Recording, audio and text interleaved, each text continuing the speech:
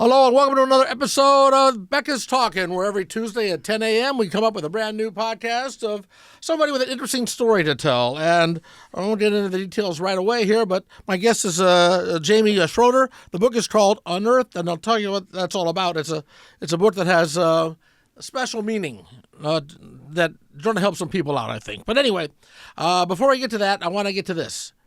Havana Garage on the Old Market. Havana Garage in the Old Market, sponsor here of Becca's Talking. I love this place. I'll tell you why. Because the atmosphere.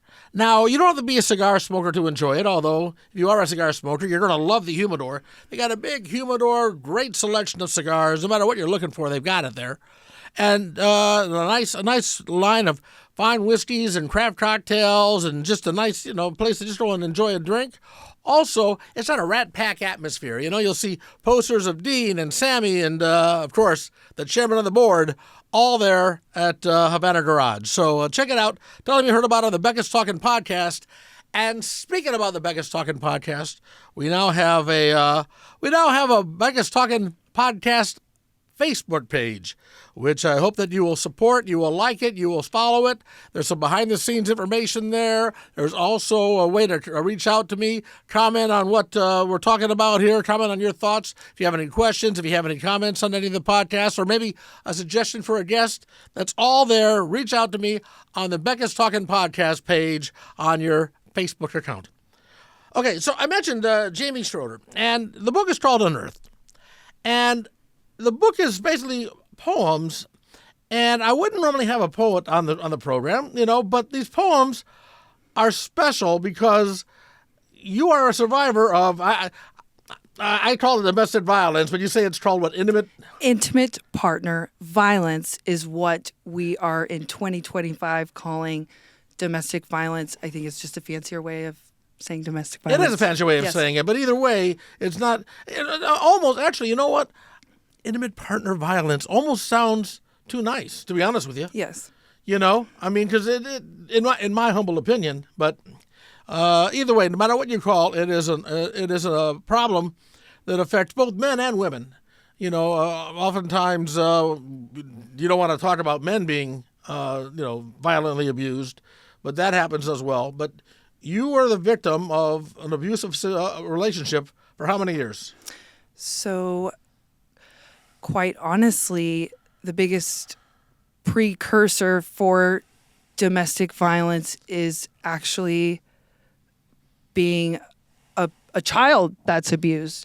So just about all of my relationships, honestly, tended to be Let's talk about that. Let's start at the beginning then. Yes. So you were abused as a child. Yes. So in my book, I write primarily about domestic violence, but there are other motifs in there. And in one of my poems, there's a couple lines that go, trampled little people turn into trampled little adults. And it's very true. The biggest precursor for domestic violence is children who suffer from violence at home. Let's talk about your family life as a kid growing up. Yes. Because your father was really not around. Right. Actually, I was 5 when he got out from being incarcerated, and that was a long period of time for 5 years that he was incarcerated. But he really, suffered. Okay, that's why I understand. So your dad was in prison, right, or in jail? Yes. Right? Okay. So from your early years, so you didn't really see him until actually you were 5 years old? Right. He got out then. To this day, at this day, I have a great relationship with both of my parents. They're my biggest fans. But, there at some point has to be these discussions, and drugs and alcohol were an issue in my family, in my generational patterns aren't just in my family. These generational patterns exist. And so, our family, poverty, drugs, alcohol. What was your dad in jail for? Drugs, alcohol. Yeah. Yes. And then did he stay out than the rest of your childhood, or did he go back in? So, you know, it was a pattern that maintained itself, and here, this is all to statistics, and I just appreciate the opportunity to be here and to talk to you about this, because we compartmentalize these things. We say child abuse is a problem, alcohol is a problem, domestic violence is a problem. 30 to 60% of children, if they're being abused at home, also has a parent being abused at home. 30 to 60%, if a parent being abused at home has a child being abused at home. They have both. 30 to 60% have both going on at the same time. So you can't compartmentalize those. We can't talk about one and not talk about the other. Most domestic abuse incidents occur between 6 p.m. and 6 a.m. What's going on between 6 p.m. and 6 a.m.? You know, most domestic violence incidents in terms of the year, Christmas is one of the worst days. Mm-hmm. And what do we do at Christmas? Yes, we're stressed. Yes, the opportunity, we're home. But also, drugs and alcohol. We can't compartmentalize these things. So we can't hush. It's all part of the problem. Yes. Okay. And I know because we've had talks. I'm an avid member in the AA community. We can go online right now in Omaha, Nebraska. We can look up on the website. It is active. You can find a meeting everywhere, Tom. Uh-huh. So there are resources out there. Please utilize them. We do a disservice to ourselves to compartmentalize these things and act like they're not all correlated. They are correlated. I, as an alcoholic, recovered alcoholic, know that, and I have no problem saying that. Okay, I'll get to that a little bit later on here, but I want to still stay with the child here, okay? Yes. So you say your mom and dad were involved in domestic violence issues, right? And then, but was that where your abuse came from, or your abuse actually came from, you were a ward of the state, right? Right. So I actually was a ward of the state 13 to 19, and we talked, you know, my mom was a single mother of 3, worked at Burger King when I was in high school. Things were tough. And I did become a ward of the state. I did get emancipated. And my siblings did all go to college and become successful. But that isn't the case most of the time. And that's something to talk about, because during that 13 to 19 period, I drank every day. I was living with a 26-year-old. He was my caretaker, you know, immediately began a sexual relationship with me. I'm not going to school doing my homework. I'm not going to school talking to other students and hanging out after school. I mean, I lived really an adult life. He's 26, you're 13, and you're having sex at that point. I really lived an adult life. Yeah. Yeah, and that relationship went on for quite some time, didn't it? Yes. We maintained a relationship for 11 years. And, you know, I didn't know until after that. You don't know what you don't know. Just like when I was a child and my father eventually was out of prison and I was 5, I didn't know he had drug and alcohol problems. Yeah. If I did, that may have reshaped my decisions, because quite honestly, when you're 5, I just thought he murdered somebody, and that was why he went to prison, and I was scared, and I didn't know, and people didn't tell me. And you can look back at the photos of me as a child and see that's truly what I thought. But if somebody would have actually told me drugs, alcohol, maybe at 13, even though I was with that guy, even though I didn't have a choice, even though maybe I wouldn't have taken a drink. But weren't there people around you that, right, you know, that were telling you this? I mean, weren't there people, whether it be, I don't know if you're religious or a church or neighbors or other family members that were telling you, hey, this ain't right? You don't know what you don't know, and we don't talk about these things. There's a hush about domestic violence. There's a quiet culture to all of this. We're not supposed to talk about any of this stuff, right? So if you're a ward of the state, how does the state allow a 13-year-old to be living with a 26-year-old? They allowed it. He got money for it. It is what it is. It was what it was. So they didn't see it as a sexual thing or a dating thing. They just saw it as he's taking care of. It was supposed to be my protector. And this is how domestic violence, though, relationships start out. Now, this obviously, I was a child. I was 13. This person was 26. But again, you don't know what you don't know. And that sounds cliche. I don't mean to keep saying that, but it is the truth. When you start out in these relationships also with these guys that become abusive, it starts out as I love you. It starts out as I bought you a car. Mm-hmm. It starts out very different. Or guns. I've survived domestic relationship to the point of I'm beyond lucky to be here. I can't tell you beyond lucky to be here. And quite honestly, this person starts out as your protector.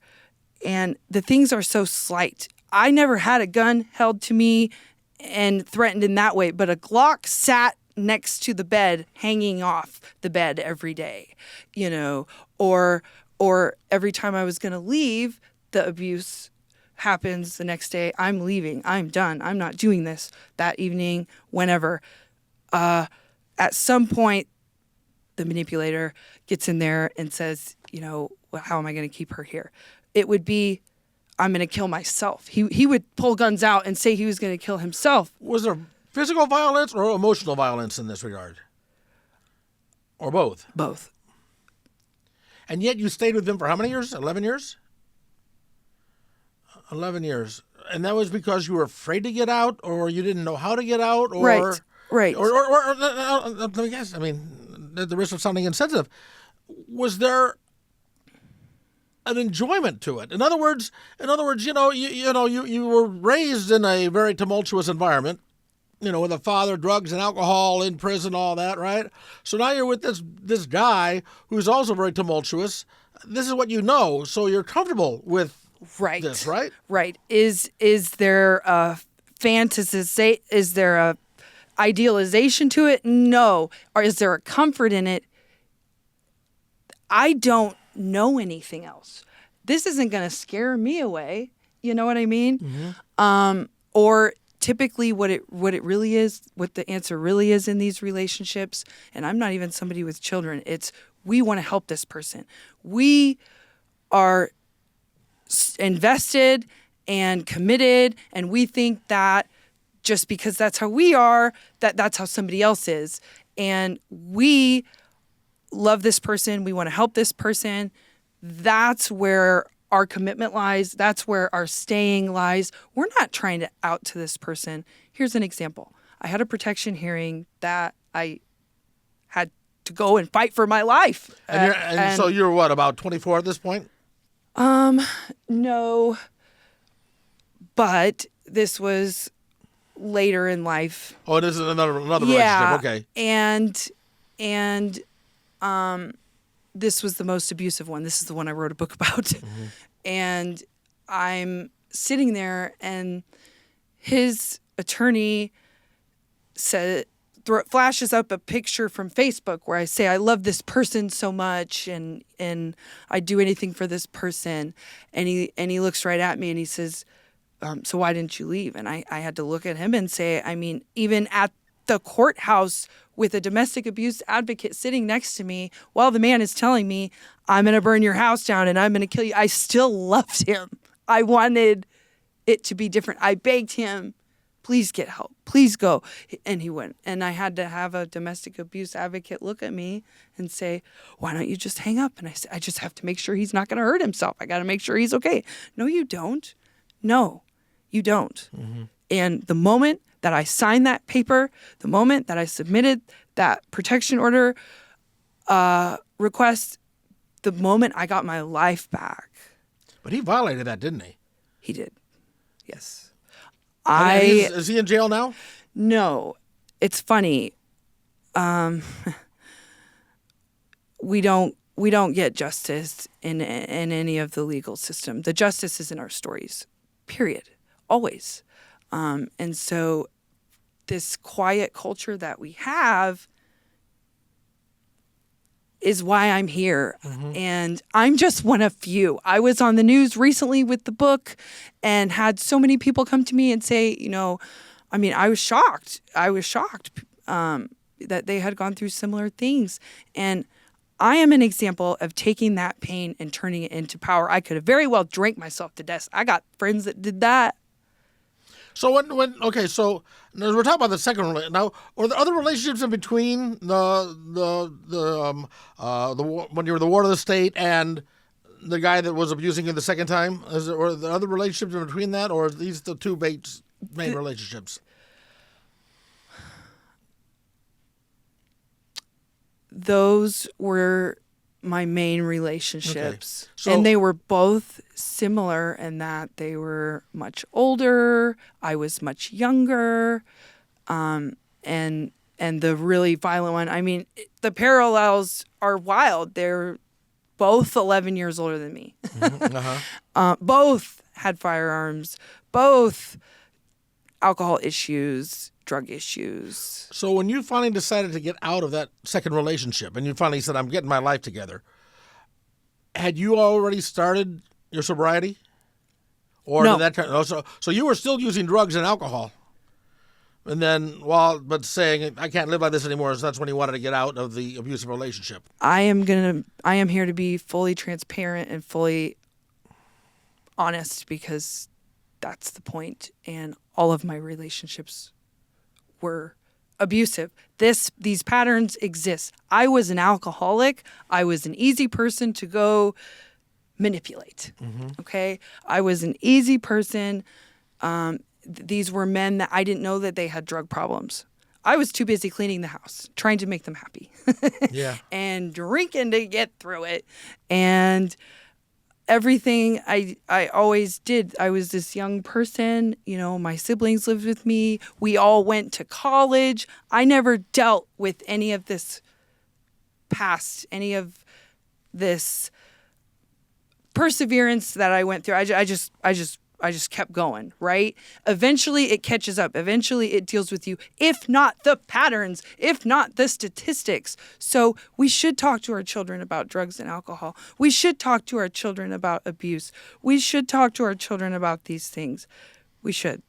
And probably if you have children and you are in an abusive relationship, you probably should get out of it so that the kids don't keep on repeating this pattern, right? Right. Whether you're talking about the perpetrator or a victim, this happens because it's happened before. This is what happens when we don't deal with these things. Okay, so you go to court, you get the restraining order on this guy after he had verbally and emotionally and physically abused you. Yes, he was on Crime Stoppers at one point for it. Yeah, that's what I said. But did he end up going to jail for it at all, or? My domestic abuse advocate called me the day he got arrested after a year of being on the run. And it was, he walked in, he walked out. And it's like, what? What do you mean? Eventually,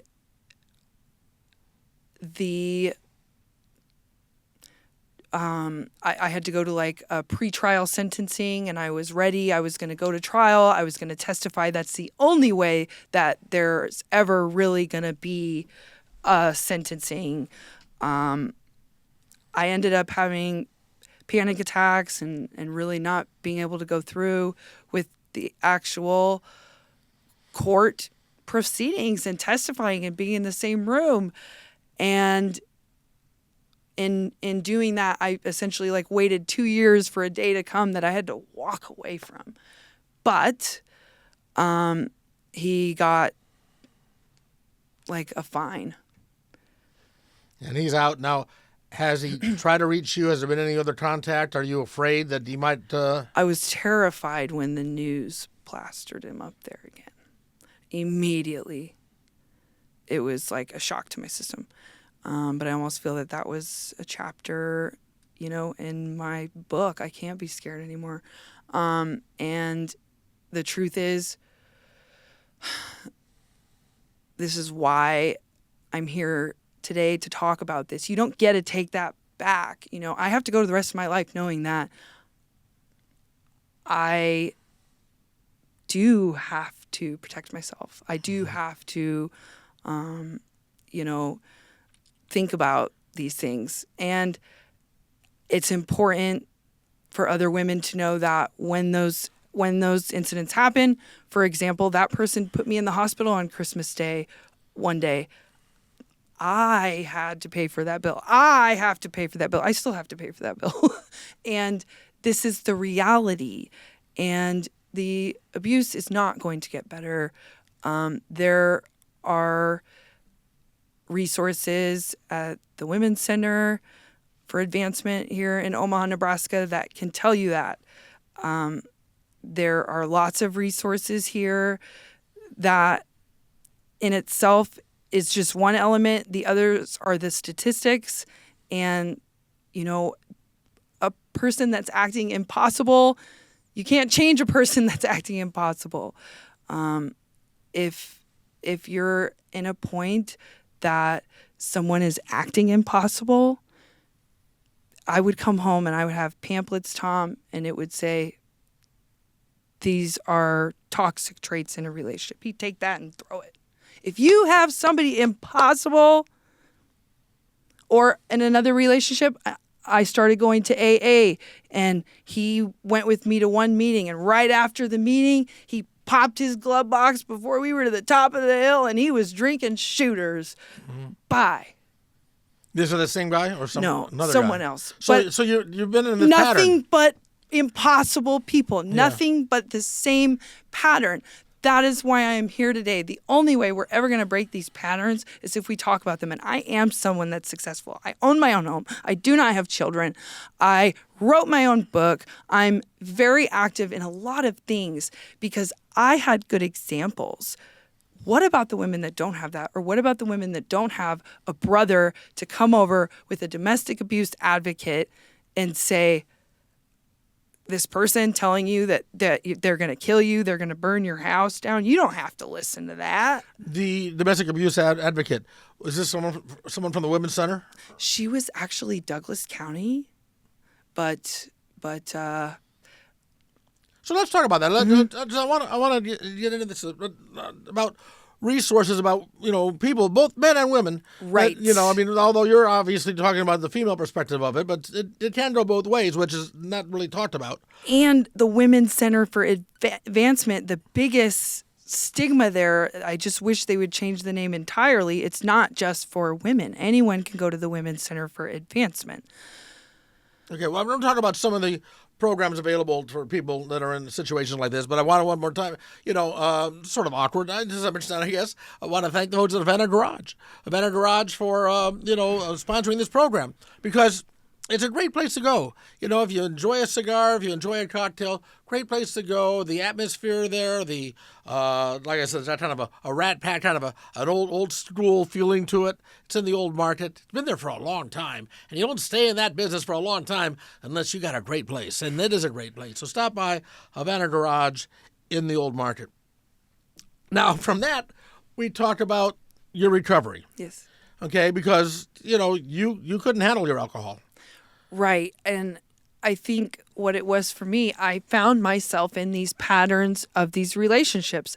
I had to change something. And here was the breaker for me where, like I just said, I end up in a relationship and all right, I'm getting that out of my life. You can rise with me here or not. He didn't. I kept going. I'm now very active in the Alcoholics Anonymous community here in Omaha.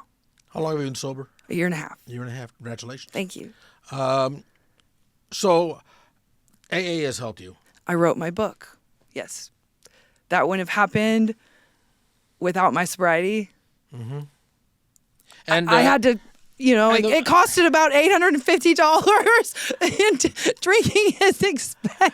And the book, by the way, the book is available on Amazon, right? Yeah. You can go to Amazon.com and get the book. It's a book of poetry. And what I found in reading some of your poems is that, again, very open, honest, and raw. You're being very, open about what you're going through, which has got to be tough to be putting it out there like this. Yes. So why are you putting out there like this? Again, I think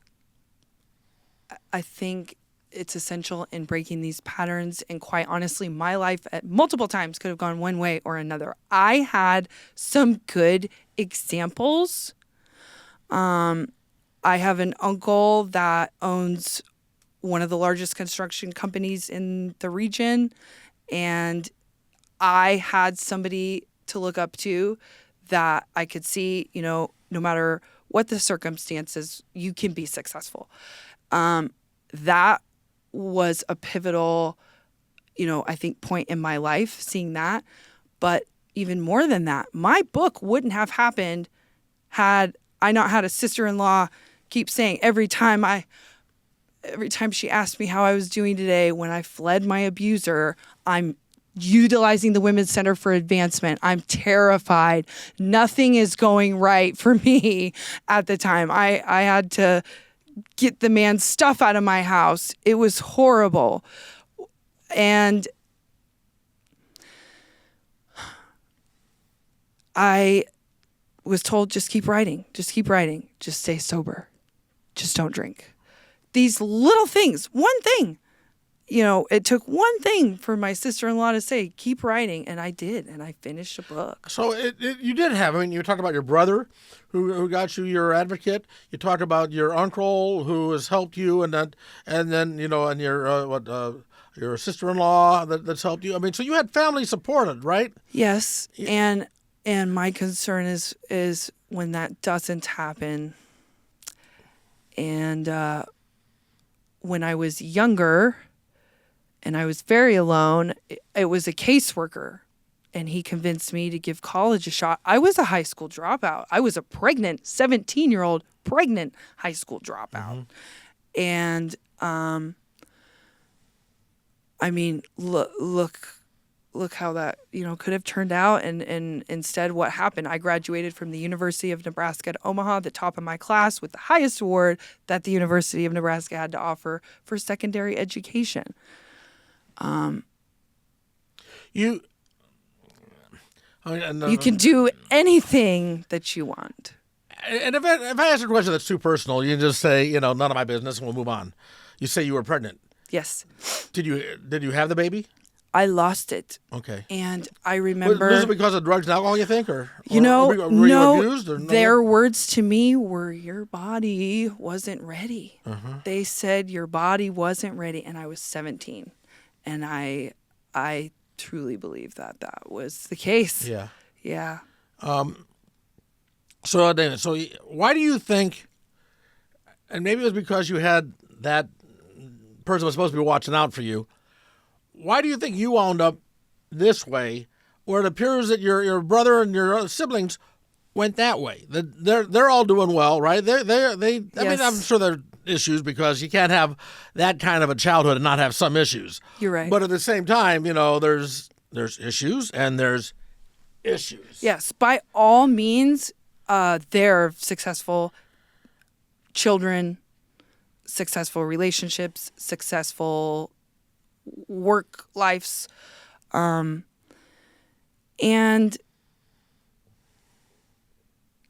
I think we all got really lucky. Mm-hmm. We all had good examples, and it just took that one person in our life, to be a good example. For my brother, he has his people, and they differ from who I have that were my people. But my life really, really, really could have gone other ways. We were talking before the podcast, mm-hmm. and you say, like, the abusive relationships were all guys that were substantially older than you, 11 years older than you. Right. But you've also had a relationship with a guy that didn't abuse you, and that was about your same age, right? Right. And that was, about a year-long relationship? Right. And that's what you told me before in a previous conversation. That's sort of what you're looking for. A guy your own age who's going to take care of you and all of that. But how do you get over the adrenaline rush, if you will, of the abusive relationship? In other words, how do you just go and say, okay, this is what I want. I want the white picket fence. I want, husband has a decent job, and, come home and, go and spend time, at the, going to the museums and walking in the park. How do you get ready for that when you've had all this other stuff in your past? Right. Well, our position when we're active in those relationships is Wonder Woman. We are doing everything. And I don't have kids, but you throw that in there, in effect, though, if you've got a guy that's drug and alcohol and is not taking care of you or himself and, abusing you, in some ways, isn't that a kid? Right. That's where I'm already just like overwhelmed when I say kids, because I don't have that. It is a full-time job trying to maintain the peace. And not only are you trying to keep that person from acting out, you have other people in your life upset with you because you're with this person that's acting out. Mm-hmm. You can't do anything. So your only control is trying to you're really just going through the motions. You're just trying to please everybody, but in reality, you can't do anything. You're not doing anything. The only thing that you really could do for yourself would be to get out of that. Okay. Easier said than done. Right. And so when you do find someone, this is what I've been told by a therapist, when I do find somebody that is normal and is right, I'm going to think he's too good to be true. I'm going to have my glasses out. I'm going to think that there's something skeptical, and it's the opposite. When I'm resonating with these guys that have had a horrible past and a horrible childhood, and then my goggles should be up. Then the red flag should be popping up.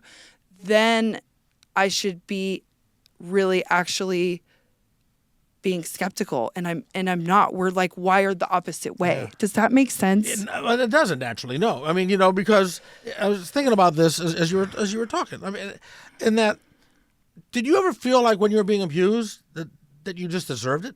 Yes.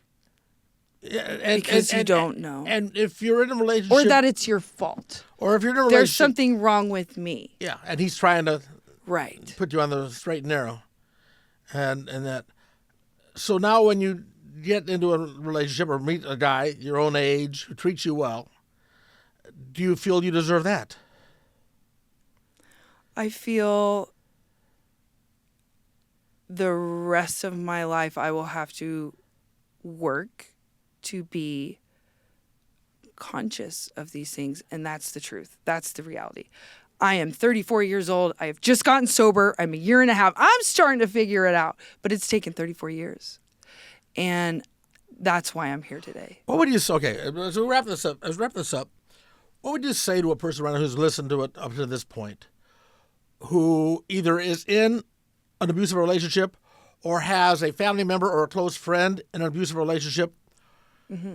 How would you convince them? Can you convince them to contact the Women's Center for Advancement, to contact, AA or some other self-help group? Is there anything you can say to get them out of that? I mean, to get them out of what they're in right now? Yes.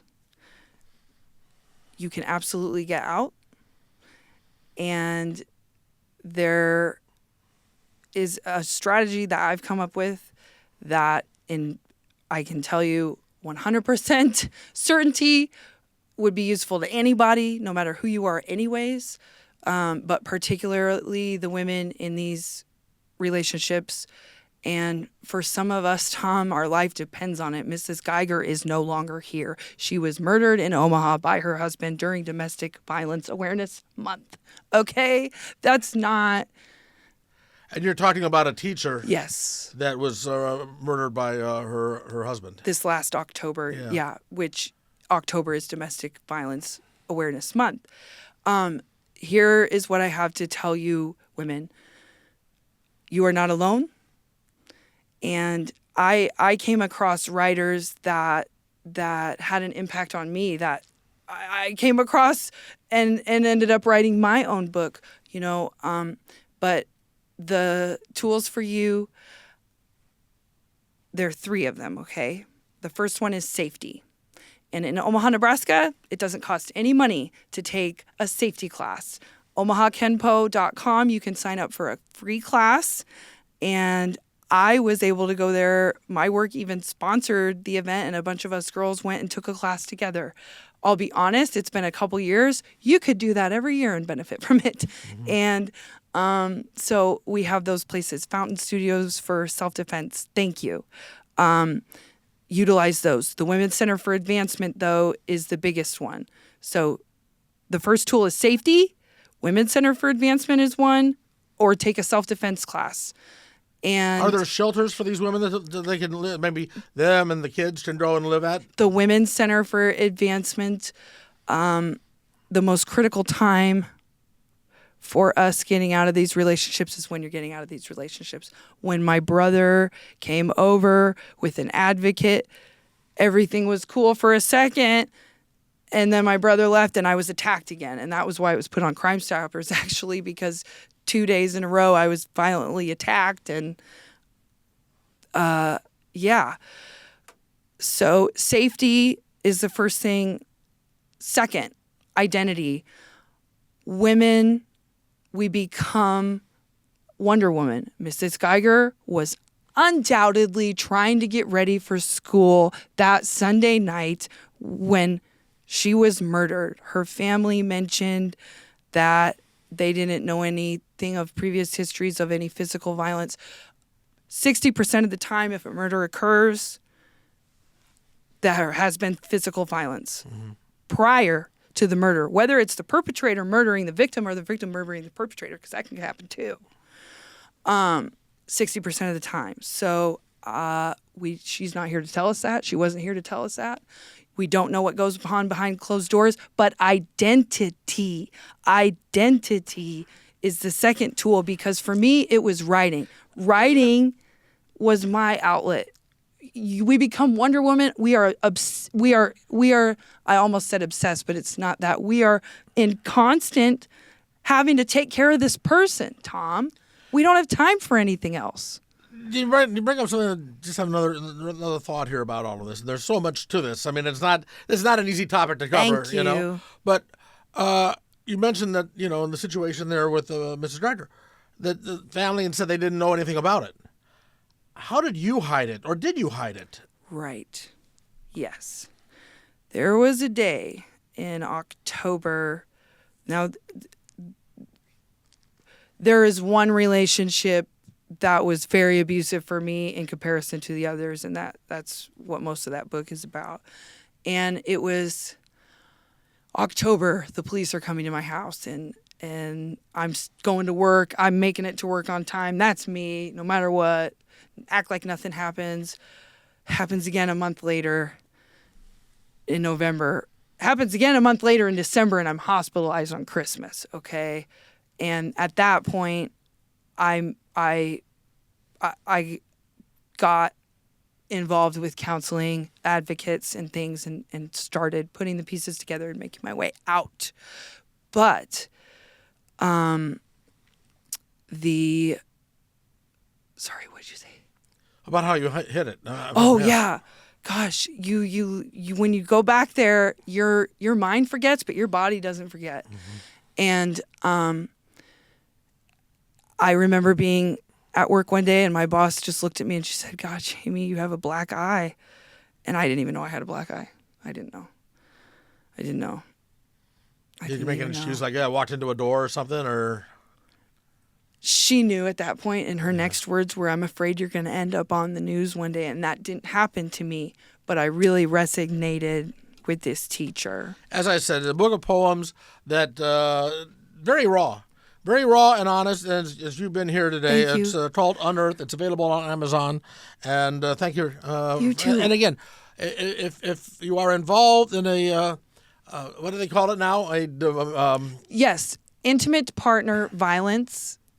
also known as domestic violence. Yeah, I'm not a fan of the intimate partner, because that almost sounds like, it's, I don't know, like just too nice. Well, my last tool is community.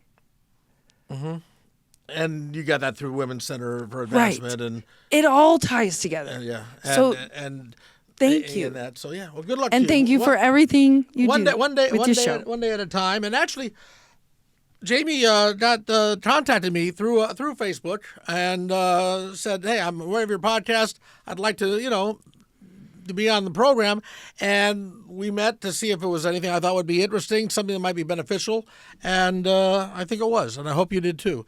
Like I said, the book is Unearthed, available on Amazon, and it's the podcast has been brought to you by Havana Garage in the Old Market. Stop on by, tell them Becca sent you, the Becca podcast sent you, when you visit Chaz and the guys and the gals at Havana Garage there in the Old Market. And don't forget, like the brand new Becca's Talking Facebook page, okay? Like it, support it, follow it. There's behind-the-scenes stuff, information, stuff that you don't get here on the regular podcast, a little extra stuff in there, and also a way for us to communicate. So if you have any questions about any of the podcasts, if you got any comments, any suggestions, open to them, contact me through the Becca's Talking Facebook page. Until next time, take care, and bye, y'all. Thank you so much. Good luck to you.